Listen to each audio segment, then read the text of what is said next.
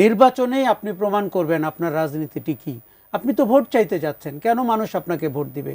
NCP কিসের জন্য vote চাবে, কোন মুখে? বাজারে একটা কথা আছে যে এনসিপি আসলে জামাত, এবং অভ্যুত্থানের পেছনে জামাতের ছাত্র সংগঠন শিবিরের অনেক বড় অংশ ছিল। এই এনসিপি কিন্তু জামাতের সমালোচনা করেছে কয়েক মাস আগেও, এমনকি কয়েক সপ্তাহ আগেও।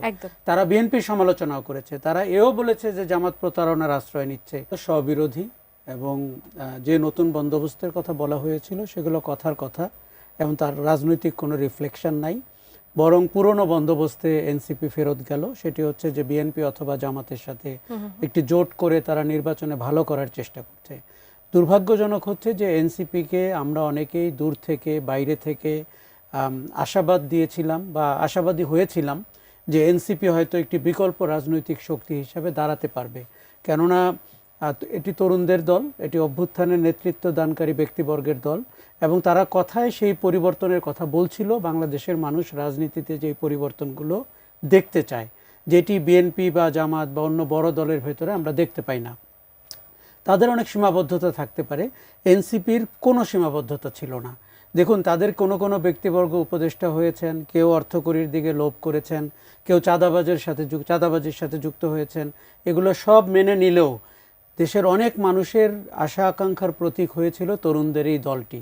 10 মাসের ভেতরে এই দলটি যখন তাদের ক্যাম্প গুটিয়ে জামাতি ইসলামীর মতো চিহ্নিত স্বাধীনতা বিরোধীদের সাথে নির্বাচনে জোট করে, যেখানে আর বাকি সব দল দক্ষিণপন্থী দল, এবং যারা কেউ কেউ বাংলাদেশের নারী স্বাধীনতায় বিশ্বাস করে না এবং দক্ষিণপন্থী রাজনীতি করে শরিয়া আইন কায়েম করতে চায়, তাদের সাথে যখন এনসিপি যুক্ত হয়, বাজারে একটা কথা আছে যে এনসিপি আসলে জামাত, এবং অভ্যুত্থানের পেছনে জামাতের ছাত্র সংগঠন শিবিরের অনেক বড় অংশ ছিল। এবং দেখুন, জামাতের প্রক্সি হিসাবে এবি পার্টি, এনসিপি, হয়তো আপ বলে আরেকটা দল আছে, এটা জামাতের রাজনৈতিক কৌশল হতেই পারে। কিন্তু এই এনসিপি কিন্তু জামাতের সমালোচনা করেছে কয়েক মাস আগেও, এমনকি কয়েক সপ্তাহ আগেও। তারা বিএনপির সমালোচনাও করেছে। তারা এও বলেছে যে জামাত প্রতারণার আশ্রয় নিচ্ছে, মানুষের কাছে ধর্মভিত্তিক। আমি জানি না ভাইয়া আপনি এটা খেয়াল করেছেন কিনা, এমনকি মুক্তিযুদ্ধে জামাতের ভূমিকা নিয়েও এনসিপি কথা বলেছে। দেখুন, এনসিপির নেতৃবর্গের কথা অনেক সময় আমাদের কাছে বেখাপ্পা ঠেকতো, কেননা তারা একদিন এক কথা বলতেন, আরেকদিন আরেক কথা বলতেন। আমার ধারণা এনসিপির নেতৃবর্গের মিডিয়ার প্রতি যে মিডিয়া তাদেরকে যে ট্রিটমেন্ট দিচ্ছিল, তাতে তারা অনেকটা আপ্লুত হয়ে গেছিল, এবং তারা হেডলাইন হওয়ার জন্য, ব্রেকিং নিউজ হওয়ার জন্য এমন সব শব্দাবলী ব্যবহার করত, তার রাজনৈতিক রিফ্লেকশন আমরা দেখতে পেতাম না।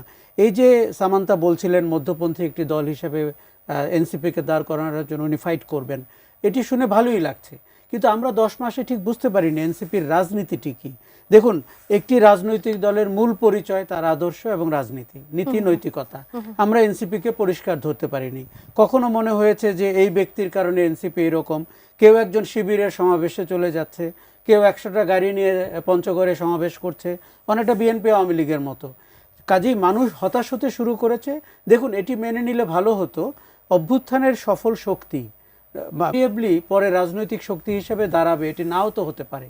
এটি বরঞ্চ তারা প্রেশার গ্রুপ হিসাবে যদি সরকার উপরে বা অন্য দলের উপরে প্রভাব বিস্তার করত, সেটি হয়তো রাজনৈতিক শক্তি হিসাবে না হলেও ভালো হতো, এখন মনে হচ্ছে।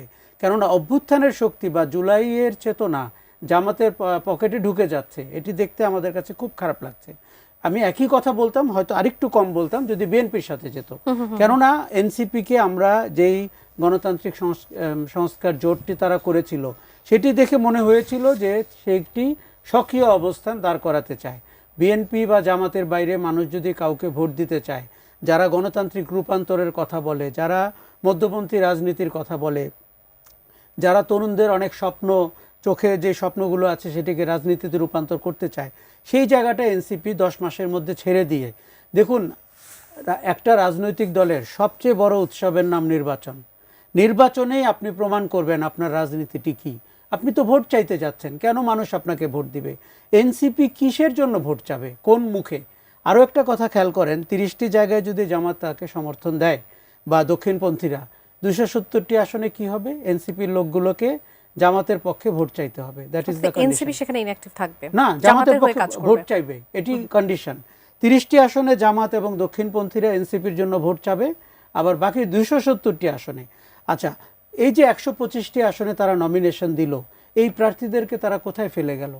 এই যে লক্ষ লক্ষ মানুষ তাদের ডাকে জুলাই অগাস্টে রাস্তায় নেমেছিল, দেখুন কালকে নাহিদ ইসলামকে দেখলাম নিরাপত্তার কথা বলেছেন। জামাতে ইসলামের সাথে যোগ দিয়ে কি নিরাপত্তা নিশ্চিত হলো? এমনকি বিএনপির সাথে যোগ দিলেই বা কি নিরাপত্তা নিশ্চিত হলো? আর যিনি রাজনীতি করবেন তিনি তার শারীরিক নিরাপত্তা নিয়ে ভাববেন? এটি কি রাজনীতির সাথে মানানসই হয়?